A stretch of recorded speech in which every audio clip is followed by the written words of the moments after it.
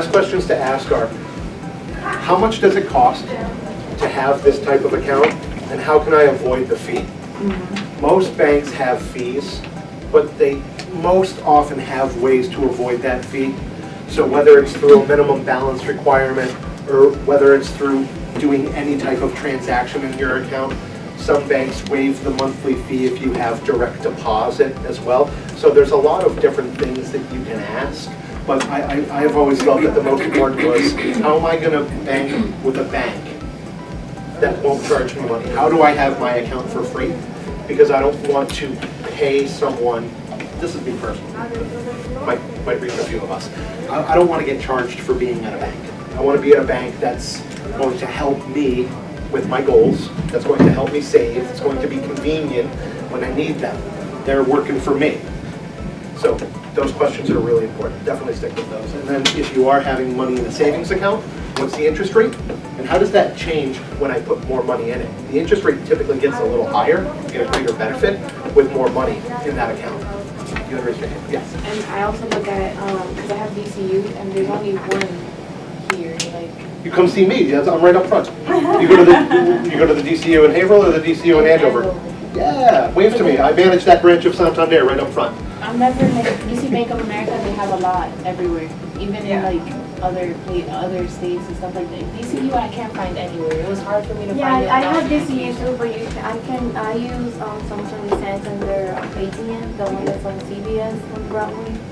They have a lot of ATM. But they don't charge you? No. Oh. And if I noticed that if they charge me in an ATM, they give me $2 back. Because usually when you go to an ATM, there's a fee that the bank that you bank with is charging you, and then there's the fee that the bank's ATM is charging you. So you want to find out, okay, does my credit union charge me a fee to use other ATMs? They might not, but then that bank still charges you a fee. Because if you might use Santander, Santander will still charge you a fee for it because you're not using your account with that ATM.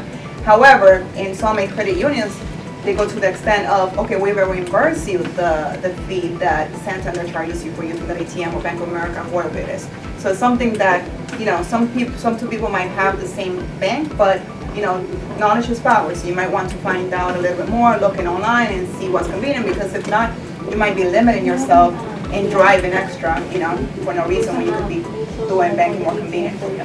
Absolutely. I think with JDC, when you go into the app, you put the zip code in it, and it tells you all the banks around you. And it will tell you like the ATMs that will charge you, the ones that won't charge you, all that. Some folks in this room that have been asking their bank questions about where can I bank for free, or where can I not get charged a fee. That's awesome to hear.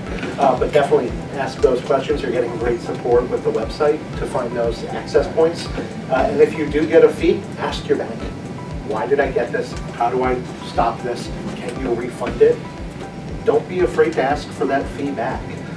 The worst thing they can say is no, but a lot of times they say yes, especially if it's the first time. Yeah, a lot of people are afraid to ask for fee returns.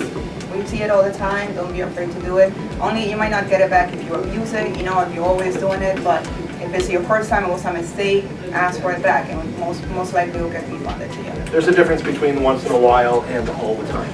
Yeah. I would say if it's happening all the time, you have to have a different conversation, because that's your money. That's a lot of work, a lot of hard work and effort to be taken away in fees, so definitely ask those questions. Yeah, and like Mark was saying, sometimes people want to just bank completely for free, but sometimes other people don't mind paying a fee because the benefits outweigh the cost. So it's something that you might want to consider, or there's people that do overdraft their accounts and say, hey, I don't mind paying the $35 because I was able to access this money right away so I can pay my rent.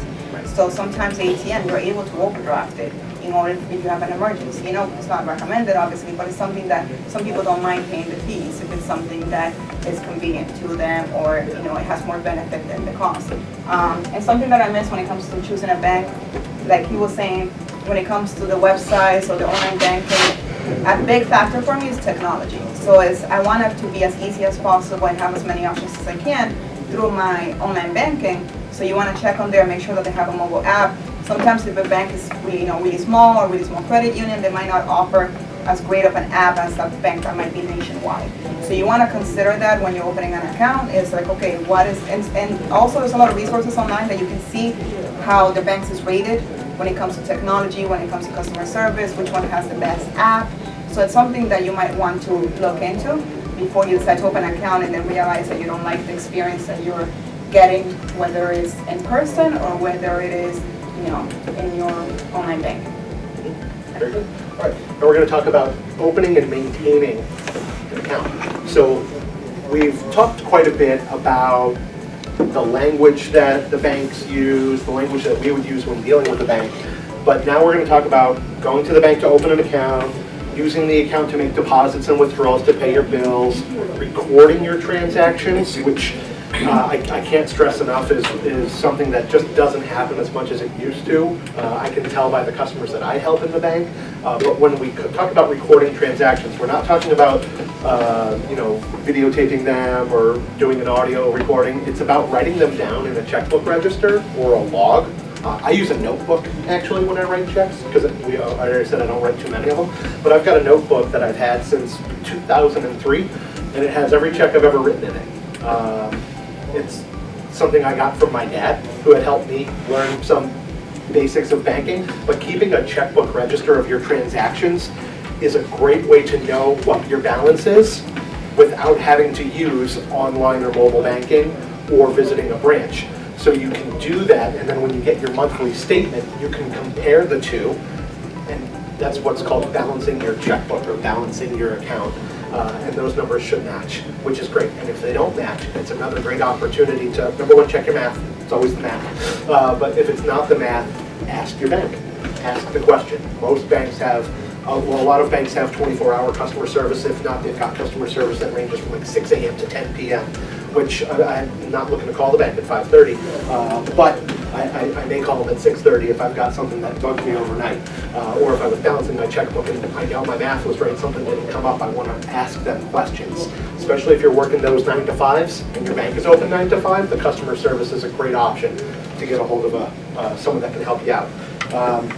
And that's how we keep track of our account balance. So as we go over that in a little more detail, the bank wants to ensure that you're going to be a good customer. You also should ensure that the bank is going to be a good bank for you. But when you're going to open a bank, the bank will look to verify your identity. They're going to do that with a form of identification. It's usually a picture ID that's non-expired, issued by a state or government.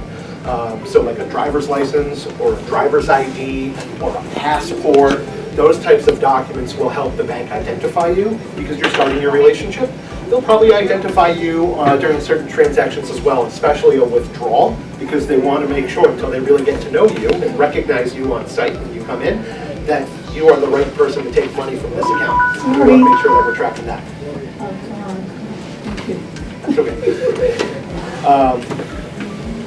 So you'll also generally need to provide a tax ID number or a social security number as well, because bank accounts are, as we talked about reporting earlier, they can be taxable accounts depending on the balances that you're keeping, but it also complies with some federal rules and regulations on how banks have to identify the customers that are using deposit institutions.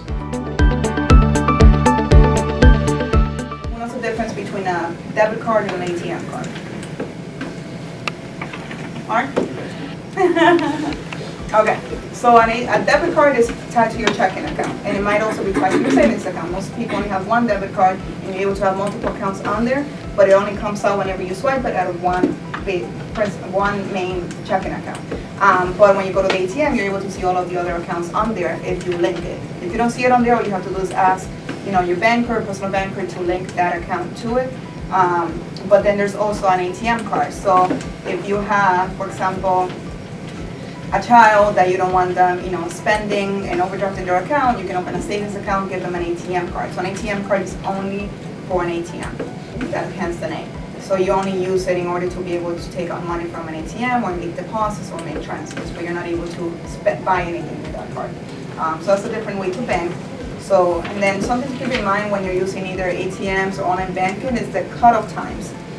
So sometimes a bank says, okay, as long as you make the deposit today before 8 p.m., it's considered that you made the deposit today. Because if you need those funds, you need to find that out, because if you make that deposit at 8:01, then now you might have to wait an extra day for those funds to become available to you. So something to keep in mind when it comes, what are the cutoff times for online banking, what are the cutoff times for ATMs whenever you make a deposit. Something also to keep in mind is with the online banking, the mobile banking, you can, who here has deposited a check, taking a picture through the app?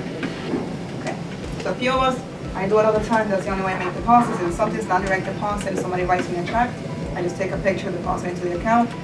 In Santander, we have penny checks, which we show you how to do it right here in the branch. So if you have any questions, you can always go into your branch and ask them, hey, do you guys offer this option, and how do I do it? Because it's saving you a trip, you can do it from the convenience of your home. So something that is very convenient, but sometimes there's limits to how much you can deposit through the mobile checks. So you want to try to find that out too. So there's a lot of different things, obviously, to consider when you're using other ways of banking. Who here knows what direct deposit is? Yes. When you put money directly into your account, like if you have paid from work or Exactly. give you money. Exactly. So It's my favorite day. Okay, Direct right? deposit day. This is my favorite day. Exactly. So usually it comes from an employer. Some people think that a direct deposit could be, okay, if I'm, transferring money to your account because it's electronic, that's a direct deposit because it's happening, online directly, but it's not. So a direct deposit is only from your employer giving you a paycheck, or it could be from Social Security, it could be from any type of source that you have some type of income from, not necessarily from another person, because sometimes people open an account and say, hey, yeah, I want to open an account, I'll have direct deposit, so it'll be free because this person's going to transfer me this much money every month. It doesn't work out that way. It has to be direct deposit. And most employees nowadays pretty convenient that you don't need to fill out a form or give them a void check like the old days. Nowadays, a lot of them do it electronically, that you only have to give them your checking account number and your routing number, and they're able to set it up for you. Usually you do have to wait a couple of pay periods or one pay period in order for it to kick in, but it's something that is very convenient. And then telephone banking, we don't use it as much nowadays. It's mostly, when you call over the phone, you try to find out your balance that way. But if you have online banking, that's definitely more convenient than having to call and wait and go through all the prompts and things like that. But it's something that it is still offered nowadays. And that's pretty much it when it comes to the other ways. Okay.